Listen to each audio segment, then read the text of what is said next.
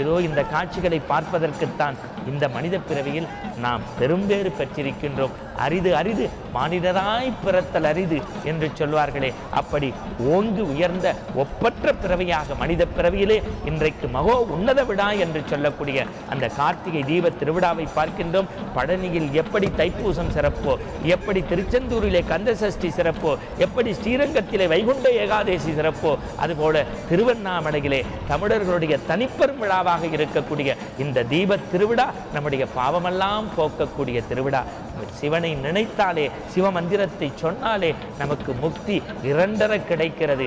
ஒவ்வொருவருடைய உள்ளத்திலும் நான் வேண்டிக் கொள்வது என்னவென்றால், இதை பார்த்து கொண்டிருக்கக்கூடிய இல்லத்தில் சுபகாரியங்கள் நடக்கட்டும், மங்கள நிகழ்வுகள் நடக்கட்டும், மனையறம் சிறக்கட்டும். ஒற்றுமையோடு நீங்கள் இருந்து மதம் ஆச்சரியங்களை தூக்கி எறிந்து இந்தியர் என்பதில் பெருமிதம் கொண்டு இணைந்தே என்னும் சாதனை புரிவதற்கு இந்த தமிழ் திருநாட்டில் ஏற்றப்பட்டிருக்கக்கூடிய திருவண்ணாமலையினுடைய தீபம் நமக்கு ஒரு வழிகாட்டியாக இருக்கட்டும் என்பதை பணிவோடு நான் சொல்லிக் கொள்கின்றேன். எம்பெருமானுடைய திருமேனி அழகை எப்படி நான் சொல்லுவது என்றே எனக்கு தெரியவில்லை.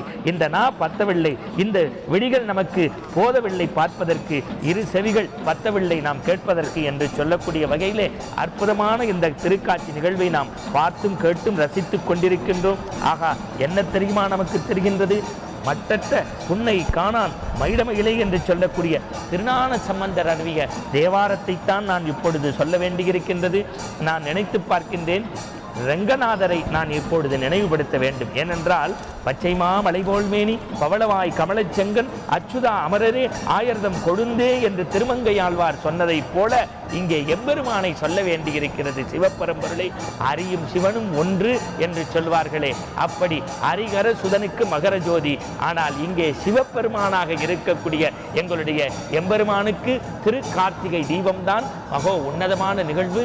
கடந்த கொடியேற்றத்துடன் தொடரப்பட்ட இந்த நிகழ்வு மிக அற்புதமாக ஒவ்வொரு நாளும் திருவீதி விழா வந்தது. இன்றைக்கு அவற்றினுடைய மையமாக இல்லை, உச்சமாக இருக்கக்கூடியதுதான் இந்த கார்த்திகை தீப திருவிழா. இன்றைக்கு அதிகாலையில் இருந்தே மக்கள் கூட்டம் வெள்ளமாக அங்கே திரண்டு இருக்கின்றது. எங்கு நோக்கினும் சிவமந்திரம், எதை கேட்டாலும் சிவமந்திரம், விண்ணையே பிளந்து விட்டது அந்த சிவமந்திரம் என்று சொல்லக்கூடிய வகையிலே இன்றைக்கு கைலாயம் இங்கே திருவண்ணாமலைக்கு வந்துவிட்டதோ, கங்கையும் காவிரியும் புரண்டு அங்கே வந்துவிட்டதோ என்று சொல்லக்கூடிய வகையிலே மக்கள் வெள்ளம் அலை கடலென புரண்டு வந்திருக்கிறது. அந்த மகோ உன்னதமான காட்சிகளை உங்கள் தந்தி வாயிலாக நீங்கள் பார்த்துக் கொண்டிருக்கிறீர்கள்.